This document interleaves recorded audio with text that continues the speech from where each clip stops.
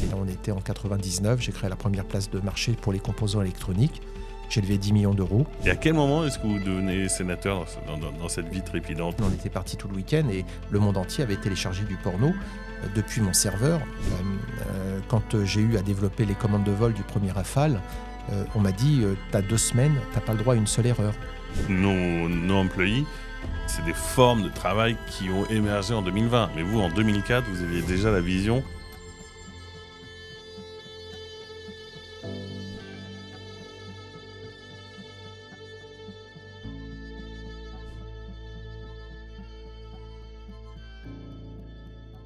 Bonjour Olivier, bienvenue dans un nouvel épisode d'Espossibilité. Alors on a la chance de recevoir Olivier Cadic aujourd'hui, qui est sénateur des Français de l'étranger, mais qui a eu une carrière professionnelle assez intense avant, qui a commencé à 19 ans avec dans l'électronique, dessinateur assisté par ordinateur, et un de mes premiers jobs, c'était de dessiner la carte de la tête du missile Exocet qui a été utilisé pendant la guerre des Malouines. À 19 ans. Alors, comment est-ce qu'à 19 ans, on se retrouve à dessiner la tête du missile Exocet utilisé par les Argentins pour abattre le Sheffield en 1982? Eh bien, en fait, j'ai passé le 2e baccalauréat informatique de l'histoire et j'ai décidé d'aller travailler tout de suite. Et je suis rentré dans le bureau d'études et donc j'étais le seul à pouvoir me servir de l'ordinateur. Et donc, il fallait digitaliser, c'était mon job. Un métier qui n'existait pas 5 ans avant et qui n'existait plus 10 ans plus tard. Et donc, c'est le dessin. Et j'ai réalisé que pour mon patron, un ordinateur, c'était une machine qui s'amortissait sur 5 ans. Et j'ai décidé d'acheter mon propre ordinateur. Et là, celui-là, il avait un disque dur intégré de 5,2 mégaoctets par rapport à lui qui utilisait des bandes magnétiques. Et donc, j'allais plus vite. Et le jeu, c'était d'avoir toujours l'ordinateur le plus performant pour pouvoir développer les cartes électroniques, beaucoup à l'époque dans le système pour les systèmes de défense. Et donc le bureau d'études, vous êtes à 19 ans, donc après votre bac, sans études, dans un bureau d'études qui travaillait pour les sous-traitants de la Défense nationale? Voilà, qui était un sous-traitant pour des entreprises. À l'époque, on était en 1981. Et donc, c'était un autre environnement. La défense, c'était beaucoup plus pourvoyeuse de business. Et donc, effectivement, pour moi, ça a été une opportunité. J'aurais pu continuer à faire des études et j'aurais certainement eu une autre vie. Là, je me suis rendu compte que j'avais un avantage compétitif. Et c'est vrai que, d'ailleurs, à l'époque, les gens m'appelaient l'homme-machine. Parce que tout ce que je faisais, c'était avec un ordinateur. Et donc, c'était une vraie révolution industrielle à l'époque. Et puisque 1980, de mémoire, c'est le premier ordinateur personnel IBM PC a démarré. Et donc, c'était une forme de démocratisation. Mais au niveau industriel, c'est vrai que c'était encore très nouveau. Et par rapport à tous ceux qui résistaient et qui travaillaient de façon manuelle, j'étais le seul à travailler complètement avec des ordinateurs. C'est ce qui faisait en fait une révolution. Et le fait que je cherche toujours à avoir le dernier cri au niveau ordinateur, c'est-à-dire que quand j'achetais un système, ce n'était pas pour le garder pendant 3 ans. Je le renouvelais pour aller toujours plus vite. Et à l'époque, c'était la guerre froide. Et quand vous travaillez avec les industriels de la défense, il fallait aller le plus vite possible. Voilà, donc j'étais bien dans mon époque. Et c'est vrai que, par contre, ça m'a appris ce que c'était que le Comecon. J'étais responsable de mes ordinateurs. C'est-à-dire, même si je le revendais, j'étais responsable de la bonne fin. Ils ne pouvaient pas passer de l'autre côté du mur de Berlin. Et vous décidez de vous mettre à votre compte à cette période-là, à 20 ans, oui, très vite, parce qu'en fait, je travaillais pour mon entreprise et puis je travaillais à façon la nuit pour une autre entreprise parce que je voulais gagner un peu plus. Et puis je me suis rendu compte qu'en travaillant une nuit sur 2, je gagnais la même chose que de travailler tous les jours. Donc je me suis dit, peut-être je vais travailler toutes les nuits. Et comme ça, je pourrais dormir le jour, parce qu'à l'époque, je dormais qu'une nuit sur 2. Et donc, travaillant la nuit, le gars qui me faisait travailler la nuit à façon, il s'est dit, oulala, il me prend du job et il me fait concurrence. Donc, du coup, on a créé la boîte et j'ai acheté mes propres équipements. Comme ça, je pouvais travailler le jour et la nuit, toujours pour moi. D'accord. Et donc, dans la défense, dans les systèmes, Exocet, c'était pour un bureau d'études? Ça, c'était Matra Défense qui développait ça. Donc, je travaillais pour Matra Défense, je travaillais pour Aérospatiale.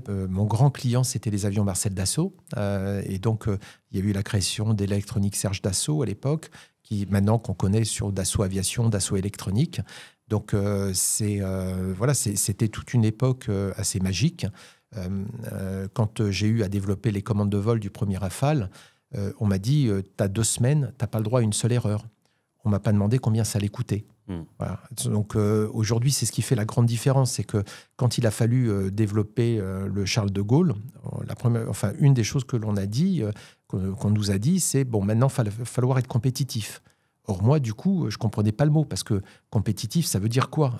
Est-ce qu'on ne vous demande pas de faire un devis si vous devez inventer quelque chose ? Donc, si vous voulez être le premier, c'est sûr qu'il faut réinventer les choses. Donc, il faut être capable de mettre les moyens pour le faire et l'accompagner. Donc, ça a été un grand changement, et c'est ce qui m'a amené à partir en Angleterre, où j'avais justement un environnement économique qui me permettait d'être plus compétitif, avec des charges sociales en Angleterre qui étaient 4 fois moins élevées que celles en France. Donc, ça me permettait de récupérer des marges de compétitivité, de baisser mes prix, d'être plus performant pour mieux payer les gens et aussi de plus investir. Donc, c'est ce qui m'a permis de prendre un nouvel élan. Et c'est là où je me suis tourné vers l'Internet. Et là, on était en 99. J'ai créé la première place de marché pour les composants électroniques. J'ai levé 10 millions d'euros. Et puis, j'ai vendu à des Californiens en 2005. J'ai décidé de vendre toutes mes activités dans l'électronique. À l'époque, de prendre ma retraite. Parce que aussi, vous disiez que vous avez le constat que tout partait à la Chine et que peut-être cette activité-là elle allait être challengée assez rapidement par une reconstruction de l'ordre, oui, parce que c'est juste après l'OMC, donc de l'ordre industriel mondial allait être transformé. Et quelle était votre place dans ce nouvel ordre ? C'est ça, c'est qu'en 1995, Jacques Chirac est élu président de la République. Et là, il y avait quand même un grand espoir, effectivement, que les choses allaient un peu se libéraliser, puisqu'on était sorti de 2 septennats d'un président socialiste, et on pensait que les choses allaient se libéraliser. En réalité, on a vu qu'il y avait quand même, je dirais, une recherche de profit qui s'est faite en allant faire sa marge ailleurs, donc en Chine. Et j'avais créé un magazine pour la défense de l'électronique française, en alertant justement qu'il ne fallait surtout pas aller vers la Chine parce qu'on allait perdre notre savoir-faire. Or, à l'époque, les gens disaient « mais non, on va les faire produire et la compétence, on va la garder chez nous ». En fait, on réalise qu'aujourd'hui, tout a basculé. Et moi, j'avais alerté, je n'avais pas été suivi. Donc, effectivement, quand j'ai vu que tout basculait, je me suis dit, il vaut mieux que je vende mes activités. Parce que c'était en 2004, j'étais à un événement à Phuket et on me dit, il y avait les 50 plus grands noms de l'électronique mondiale. Et quelqu'un me dit, regarde Olivier, vous n'êtes plus que 2 Européens ici. C'est pas le futur qui se fait en Asie, c'est le présent. Viens t'installer à Singapour, moi je m'occupe de tout. Et on était dans l'avion de retour sur Londres avec ma femme et je lui ai fait, il a raison, il faut qu'on aille s'installer à Singapour. Donc je vends tout. Parce que pour moi, c'était inimaginable d'aller m'installer à Singapour, simplement parce que le fait de simplement être allé de l'autre côté de la Manche, j'avais vu l'impact tant sur mes beaux-parents que sur les miens. Sur mes parents, c'était juste un enfer. Donc alors qu'on s'était déplacé à 1 heure de décalage horaire. Là, je me suis dit, si on va avec leur petite fille à Singapour, ça ne va pas le faire. Ouais. Et donc c'est ça qui m'a amené en fait, à décider de tout céder. Comme quoi, vous voyez, ce que je dis toujours, il y a une seule chose dont on est sûr, c'est que les choses ne se passeront pas comme on l'a prévu. Le plan qu'on avait pu faire, en fait, ne s'est pas fait parce que c'est une prise de conscience que le marché était en train d'évoluer et que depuis l'Europe, j'étais plus à la place pour pouvoir être à l'avant-garde. Donc, il valait mieux que je cède. Et voilà, et je suis parti vers autre chose après ma cession. Ouais, cette bascule, elle a vraiment eu lieu au début des années 2000, l'entrée de la Chine dans l'OMC, qui était un peu un déclencheur de ce qu'on vit aujourd'hui et qui se traduit par...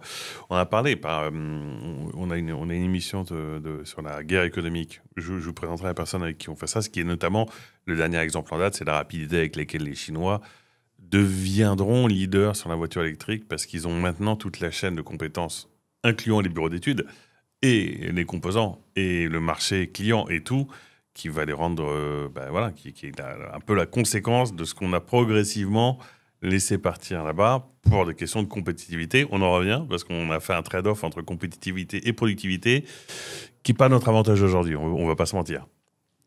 Et du coup, l'aventure d'après, elle est assez marrante. Vous rentrez un jour dans une librairie et vous vous dites, vous voyez 2 albums de BD ? Oui, parce qu'en fait, quand j'ai tout vendu, pour moi, c'était la réalisation d'un rêve. C'est-à-dire que j'allais pouvoir me consacrer à mon rêve, c'est-à-dire d'écrire. Et en fait, ma femme qui travaillait avec moi m'a dit, je ne vais pas te lire toute ma vie. Ouais. Donc, il faudrait peut-être que tu trouves autre chose. Et donc, c'est vrai que là, j'étais un peu interdit et je me suis dit, waouh, bon, effectivement, j'ai raté un truc. Et c'est vrai, en rentrant dans une librairie en Angleterre, je voyais que Tintin et Astérix en BD, ou alors il y avait les super-héros américains et les mangas japonais. Et je me dis, tiens, c'est marrant, ils n'ont rien pour les enfants. Donc, je lui dis, on pourrait faire de la BD, on traduirait la BD en anglais, regarde, Boule et Bill, tout ça, ça pourrait être... Pour les enfants, ça pourrait être sympa. Elle a aimé l'idée. Je suis parti à Angoulême. J'ai commencé à acheter des droits. Et puis là, Chasser le naturel, il revient au galop. Et 20 ans après, on est les premiers acheteurs de droits au monde de bande dessinée. Lucky Luke, Black et Mortimer, Spirou, Boule et Bill, Torgal, Largo Winch, 13. Voilà, on traduit tout en anglais. Vous achetez les droits pour les traduire en anglais. En anglais, et les vendre dans le monde entier. Okay. Avec donc le monde... alors, j'ai le monde pour circonscription en tant que sénateur, mais j'ai aussi le monde pour marché en tant que business. Je n'ai pas connu de frontières.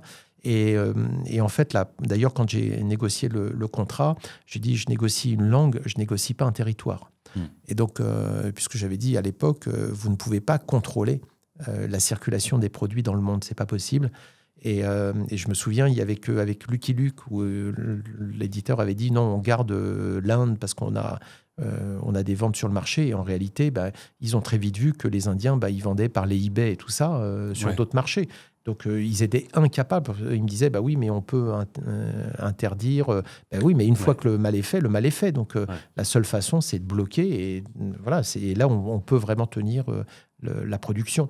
Donc, voilà. Donc, c'est pour ça que ça a été une autre façon d'appréhender les choses. On n'a pas appréhendé la BD en anglais comme d'autres avant, puisque ça n'avait jamais fonctionné.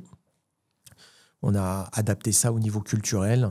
Les Américains, les Anglais ne rient pas de la même chose que nous. Ils peuvent être choqués par des choses qui peuvent nous amuser. Et donc, tout ça, il faut l'adapter. En réalité, il ne faut pas faire que traduire. Et même dans la traduction, faut savoir utiliser le bon anglais, les bons mots. On n'utilise pas les mêmes mots selon l'âge de lecture des personnes. Donc, tout ça aussi, c'est quelque chose qui s'apprend. Et donc, voilà. Donc, c'est de l'adaptation en réalité. C'est ce qu'on a fait et puis ça a fonctionné. Donc, vous achetez les droits, vous adaptez les contenus, vous produisez les bandes dessinées ici à Barcelone. C'est ça. On imprime tout à Barcelone. Et vous envoyez ça dans tous les pays du monde. C'est ça. On a un réseau de distribution qui nous permet d'être vendus partout. Et ce qui était marrant quand on a commencé à en parler, c'est que vous dites no paper. Enfin, l'un des prérequis pour relancer un business, alors que vous auriez dû être couronné par des prix littéraires lus par votre femme, c'était no people, no paper. Voilà, c'est-à-dire que pour moi, j'étais arrivé au bout. J'avais créé ma boîte à 20 ans, là, j'avais tout revendu à 43 ans. J'avais le sentiment que dans les rapports, dans les affaires, tous les gens qui travaillaient avec vous, en fait, vous étiez leur esclave. Moi, j'avais le sentiment d'être leur esclave. C'est-à-dire que ma vie était en fonction de leur temps disponible. Ils sont en vacances, leur enfant est malade, machin. Et donc, j'avais l'impression toujours que ma vie dépendait complètement de circonstances qui étaient extérieures. Et je voulais vraiment me libérer. Et vouloir être libre, c'est vouloir les autres libres. Et donc, c'est à partir de ce moment-là, j'ai dit, si on refait un business, no paper, no people. C'est-à-dire que tous les gens doivent être en freelance. Tous les gens, je ne veux plus savoir s'ils ont des enfants à aller chercher à l'école ou si l'enfant est malade ou s'ils ont envie de prendre des vacances. C'est leur vie. Ils n'ont rien à me dire et moi, je veux vivre la mienne. Et donc, c'est vrai qu'on a organisé toute la structure où tout le monde est en freelance, s'organise comme il veut. Et parfois, certains, on n'est même pas en contact sur Facebook. Ils ont leur vie totalement indépendante de la nôtre. Et c'est le gage de liberté. Et c'est vrai, no paper, ça veut dire que tout est sur l'ordinateur. On n'a pas un papier. Ça ne sert à rien. Ouais. En 2004, j'avais surpris dans ma société quand j'avais dit, maintenant, on n'a pas besoin d'être au bureau. On peut être de chez nous, travailler à distance. Voilà. Donc, c'est pour ça que quand il y a eu la Covid, on m'a dit, comment est-ce que vous êtes affecté ? J'ai dit, on n'avait jamais été autant au bureau, puisqu'on était à la maison. Ouais. Donc, c'était... voilà. On a dû rester au bureau. Voilà, on était enfermé au bureau. Et ça, oui, parce que ce qui est marrant, c'est que ce qui semble être aujourd'hui, à la fois, alors particulièrement avec l'IA, et enfin avec une espèce de suite d'événements entre Covid et développement de l'IA, c'est que le côté full remote et no paper, c'est quelque chose, et no employee, c'est des formes de travail qui ont émergé en 2020. Mais vous, en 2004, vous aviez déjà la vision. Et je comprends très bien, j'ai des parents entrepreneurs et effectivement, c'est un truc qu'on ne dit pas beaucoup aux entrepreneurs, qui est que leur première contrainte va être la gestion des gens qu'ils emploient. Et c'est pas les chefs. Enfin, le chef, c'est sur le papier. La réalité, c'est que les jeux de pouvoir, forcément, au bout d'un certain temps de développement, vous défavorisent. En tout cas, c'est une composante à prendre en compte. Et donc, vous, en 2004, vous dites non, full remote, sans papier, avec une infrastructure technologique qui permettait déjà de faire des choses, mais c'est vrai qui ont vraiment explosé 16 ans plus tard à la faveur d'un virus, en fait. Oui, c'était intéressant parce que c'est là où on a vu qu'on était prêt. C'est pareil pour les cyberattaques. Quand on a vu les attaques cyber, moi je m'occupe de tout ce qui est cyber au Sénat, du budget de l'ANSSI depuis 8 ans que je suis chaque année. En réalité, moi, quand j'ai lancé ma marketplace sur Internet en 99, j'ai été hacké en moins de 12 heures. Donc j'ai été confronté vraiment à une cyberattaque très vite, où en l'espace de 12 heures, quelqu'un avait téléchargé des films porno sur notre serveur et tout le week-end, on était parti tout le week-end et le monde entier avait téléchargé du porno depuis mon serveur. Et donc, quand je suis revenu le lundi, mon CTO m'a expliqué ça, on était totalement démunis parce que moi, j'avais 3 portes blindées pour accéder à mon bureau. Et donc, je disais, c'est comme si vous étiez parti tout le week-end et qu'on avait laissé les portes et les fenêtres ouvertes. Ouais. Et pour moi, qui étais un fan de la sécurité, c'était juste insupportable. C'était un viol intense. Et puis, c'est le moment où vous réalisez que la sécurité, enfin, c'est le concept de cyber. Exactement. Fait, c'était le tout début. Et ce lundi-là, j'ai appris ce qu'était un firewall. Donc, parce que c'est... oui, 1999. Oui, c'est ça. C'est que moi, j'ai appris en marchant. Donc c'était tout ce qui est cyber avec le concept justement de sécurité. Je vois certains sont les objets de ransomware. Moi, j'ai rien depuis ce temps-là. J'ai rien online. Ouais. C'est que tout est structuré sur nos ordinateurs avec des datas qui sont sécurisées chez nous en physique parce que ça m'a marqué pour toujours. Donc je vois un peu les problématiques auxquelles tout le monde est confronté. C'est vrai que du coup, ça peut paraître un peu ringard dans la façon d'avoir des data centers. Oui, vous savez que ma boîte aussi, on a encore des data centers, on a encore des données, des racks physiques dans les data centers. C'est ça. On n'est jamais passé au cloud parce que je pense qu'on y revient parce que c'est vrai que le cloud est quelque chose d'impalpable. Enfin, il y a des chapelles, mais cette chapelle-là a eu tendance à totalement disparaître ces 20 dernières années. Pas forcément pour de bonnes raisons. D'abord de prix, parce que en fait, le cloud AWS, GCP, c'est pas si peu cher que ça. Et puis de sécurité, parce qu'au moins les données, quand elles sont physiquement avec vous, elles ont moins de chances d'être hackées. Ça dépend comment vous le branchez. Mais... Ah oui. Et donc aujourd'hui, toutes vos données de votre boîte tournent dans des serveurs physiques chez vous. Donc chez vous, puisque vous n'avez pas de bureau. Ah. Et cette entreprise est continuée à être gérée par votre femme. Et à quel moment est-ce que vous devenez sénateur dans cette vie trépidante? Du coup, comment est-ce que vous faites le passage, le switch de vous dire je vais m'engager en politique, parce que c'était certainement pas votre idée en 2004-2005? Et en fait, au moment où, après avoir vendu, je commençais à regarder pour développer effectivement l'électronique, la BD. Et il y a une sénatrice qui était élue, qui venait d'être élue au Sénat, qui était en Angleterre, qui m'a contacté, qui m'a invité à déjeuner au Sénat et qui m'a dit « Olivier, je suis convaincu que tu es fait pour faire de la politique. » Parce que quand j'étais arrivé en Angleterre, j'avais expliqué que j'étais obligé. J'avais fait mon bilan en France, mon bilan en Angleterre. J'avais dit, voilà, je fais 4 fois plus d'argent si je vais juste m'installer de l'autre côté de la Manche. Et je trouvais ça un peu scandaleux d'être obligé de partir. Donc, puisqu'on ne remettait pas en cause nos charges sociales, je voulais l'expliquer à tout le monde. Et du coup, j'avais été appelé et il y avait plein d'entrepreneurs français qui voulaient faire comme moi. Du coup, j'avais créé une association, la France Libre d'Entreprendre, pour aider les entrepreneurs qui voulaient prendre un nouvel élan depuis l'Angleterre. Et donc, il y avait à peu près 1 millier d'entrepreneurs qui m'avaient rejoint. Et du coup, cette sénatrice avait dit, je suis convaincu en fait que tu es fait pour faire de la politique. Et donc, l'idée elle m'a paru, pourquoi pas, sympa. Et je m'étais présenté en 2006 pour représenter les Français au Royaume-Uni. Et donc, j'ai été élu à l'Assemblée des Français de l'étranger. Et j'ai fait tout un mandat. Donc, jusqu'en 2014. J'ai été réélu en 2014. Et là, on m'a proposé d'être sur une liste pour la sénatoriale. Et donc, j'ai été élu à 1 voix. Donc c'est à une voix près, vous voyez, à une voix près, la Tour Eiffel est restée debout, il y a eu un vote. À une voix près, la tête de Louis XVI est tombée. Moi, à une voix près, je suis devenu sénateur des Français de l'étranger. Et puis voilà, ça fait 10 ans maintenant. Bon, j'ai été réélu avec plus confortablement, mais voilà, depuis 10 ans. Et puis j'en suis à 590 déplacements aujourd'hui et 114 pays traversés. Voilà, donc ma vie n'a plus rien à voir avec ce qu'elle était auparavant. Mais je le fais passionnément et je le fais à plein temps parce que pour moi, j'ai l'impression d'avoir une chance très forte, pouvoir représenter son pays, les Français. Ça vous oblige parce que le soir même où j'ai été élu, mon père est venu me voir, il m'a regardé dans les yeux au Sénat, il m'a dit « Est-ce que tu as changé ?» Et je lui ai dit « Moi, j'ai pas changé, mais c'est le regard des autres qui a changé sur moi. » Et donc ça, je pense que ça oblige. Et c'est vrai que je le fais à fond. Et je suis très fier quand les gens disent vous vraiment, vous bossez, quoi. Et donc ça... Et moi, j'ai un objectif dans chaque déplacement, c'est d'avoir été utile, de laisser un bon souvenir. Voilà, si ces deux choses-là sont réunies, pour moi, j'ai réussi. Et ce qui est étonnant, c'est que les sénateurs, contrairement aux députés, n'ont pas de circonscription. Votre circonscription, c'est comme pour l'électronique ou la BD, c'est le monde entier.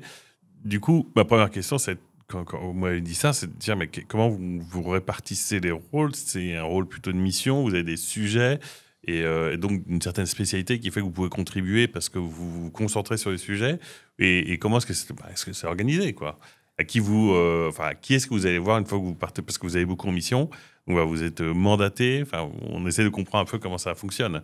Comme vous représentez les Français à l'étranger, quand vous allez en circonscription, vous allez à l'étranger, vous allez au contact des gens que vous représentez. Donc chacun a sa façon de faire. Moi, je le fais comme un entrepreneur. C'est que dans chaque pays, j'ai une mission. Je me crée un objectif. Alors, ça peut être dans le domaine de la diplomatie économique, ça peut être des créations de chambres de commerce, comme en Estonie, en Ouganda, en Éthiopie. Ça peut être le soutien à des French Tech. Ça peut être l'obtention d'une convention fiscale entre deux pays, comme avec la Moldavie. Donc ça, c'est pour la diplomatie économique. Ça peut être dans la diplomatie qu'on appelle parfois d'influence, c'est-à-dire la promotion de la langue, la francophonie, création d'une alliance française à Siem Reap au Cambodge, ou de la création d'écoles françaises comme en Roumanie par exemple. Donc ça, ou de financement, trouver des financements comme à Panama ou à Oman. Ça, c'est pour la diplomatie d'influence. La troisième partie, c'est tout ce qui est consulaire, les affaires consulaires, la sécurité des Français à l'étranger.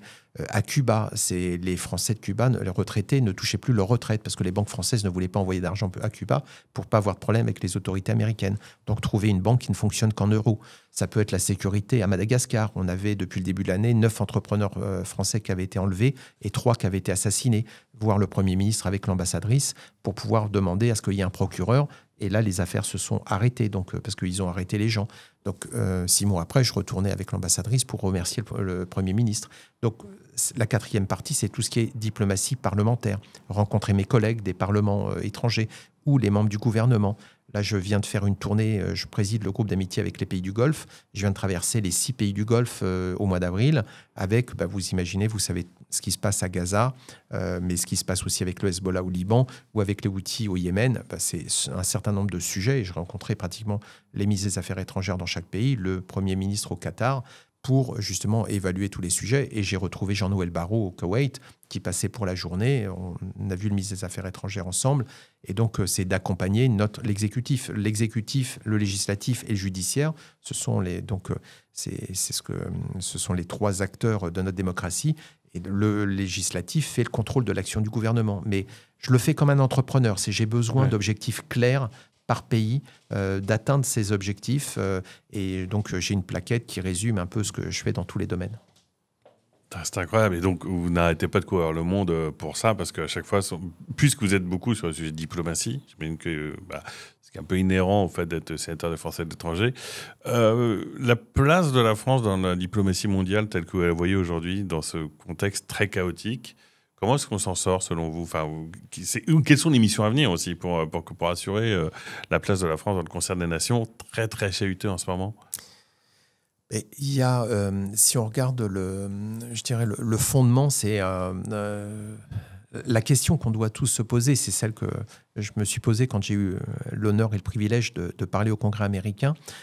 C'est de dire, mais dans quel monde voulons-nous vivre ? Et c'est ça la réponse qu'on doit apporter quand on est en politique.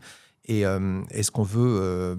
nous, on représente le monde des Lumières, la philosophie des Lumières, la démocratie, la liberté d'expression, la liberté d'entreprendre, face au monde du Parti communiste chinois, qui est basé sur la soumission. Et donc, vous n'avez pas de liberté d'expression, vous n'avez pas de démocratie. C'est une autre façon de voir les choses, parce qu'eux considèrent que la démocratie n'est pas le bon moyen pour le développement humain. Donc c'est deux mondes totalement opposés qui s'affrontent, et la question est de savoir dans quel monde voulons-nous vivre. Est-ce qu'on accepte de changer notre monde et donc d'accepter de rentrer dans un monde de soumission ? C'est ça l'enjeu. Ce qui fait que ça explique, avec le fait que la Chine cherche à se développer, à s'étendre, c'est une expansion territoriale avec sa poussée, ce qui cherche à récupérer, à prendre mettre la main sur Taïwan. Puis ensuite, on a déjà la carte. Après, il y a les Philippines et tout ça. Et où est-ce qu'on va contraindre ça ? On va les bloquer et on va essayer de défendre notre vision du monde.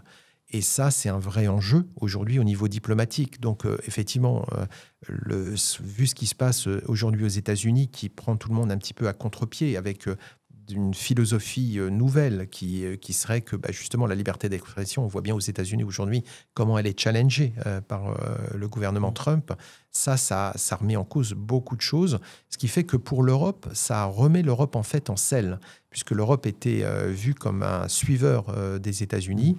Vu ce qui se passe aux États-Unis, en fait, le centre de gravité de ce monde qui repose sur les philosophies des Lumières est en train de revenir en Europe. Et on le voit, et les déclarations de Vance le montrent en Europe, qui cherche à donner une leçon, mais en réalité, c'est une autre philosophie qui cherche à mettre en avant. Donc, effectivement, ça, pour nous, c'est un défi extraordinaire au niveau de l'Europe. C'est de reprendre en main, en fait, une forme de souveraineté. Et j'ai eu l'occasion de le dire, c'est que si nous avions une capacité de défense qui était à la hauteur de notre capacité économique, la Russie ne serait plus un problème. Et vous croyez que l'Europe, dans ce jeu de rebasculement, alors on ne sait pas dans quel sens ça bascule, vous croyez que l'Europe est suffisamment unie pour que le sujet même de la souveraineté européenne versus la souveraineté des pays, je pense que c'est un sujet qui court en ce moment en Roumanie, qui accourt partout, vous croyez qu'elle va tenir face à ça, qu'elle va en sortir grandie, ou qu'il y a un risque de survivance de l'Europe dans ces années à venir un peu incertaines ?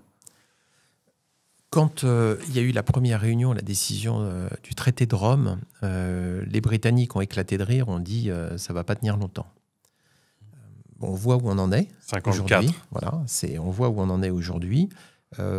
L'Union européenne a été confrontée à de nombreux défis, crise monétaire, la crise Covid. Elle n'était pas faite pour ça. Au départ, elle était faite pour un marché unique. C'était une vision purement économique. Et effectivement, le monde nous oblige, nous contraint à évoluer. Donc aujourd'hui, c'est un nouveau défi qui se présente à l'Europe. Il ne faut pas oublier que notre motto, c'est « unis dans la diversité ». L'Union européenne, ça ne veut pas dire que l'Espagne doit être comme la France ou la France comme l'Allemagne. Nous sommes unis dans la diversité, dans le respect de chacun. Et effectivement, on peut évoluer d'une façon différente. Ça peut poser des problèmes. On l'a vu, par exemple, avec la Hongrie, avec Orban. Mais jusqu'à présent, l'Europe a toujours tout su surmonter. Et donc c'est un défi pour nous. Mais malgré notre diversité, je pense qu'il y a un intérêt bien compris de chacun que, pris séparément, individuellement, nos pays sont beaucoup trop petits désormais pour se confronter au niveau de la compétition internationale. Donc le seul intérêt que nous avons, et d'ailleurs on voit bien, la Russie ne pense qu'à une chose, c'est à fragmenter l'Europe. Mais la Chine pense la même chose, les États-Unis pensent la même chose. Pourquoi ? Parce qu'on représente une force très importante. Donc c'est leur vision, et nous, notre sécurité, c'est de rester ensemble. Je pense que les Européens l'ont bien compris. Et regardez, même Orban ne cherche pas à sortir la Hongrie de l'Union européenne. C'est ça qui est l'indicateur. Voilà. Et vivant au Royaume-Uni, avec le Brexit, je suis sorti de l'Union européenne sans déménager. Et je peux vous dire qu'aujourd'hui, on voit la différence. On le voit la différence dans les supermarchés. On voit la différence dans les coûts. Et on voit que ce n'est pas au rendez-vous. On nous avait annoncé qu'il n'y aurait plus de problème d'immigration dès lors que le Royaume-Uni serait sorti du Brexit. Il n'y a jamais eu autant d'immigrés que ce qu'on voit aujourd'hui au Royaume-Uni. Donc, ce n'était pas la bonne réponse. Et la bonne réponse, c'est d'agir collectivement, de réfléchir ensemble. Donc, vous gardez espoir, enfin, c'est un peu une question débile, mais il faut garder espoir dans le fait qu'on puisse en sortir grandi de la crise actuelle, malgré justement les dissensions potentielles qui nous déchirent. La solution, elle est chez nous.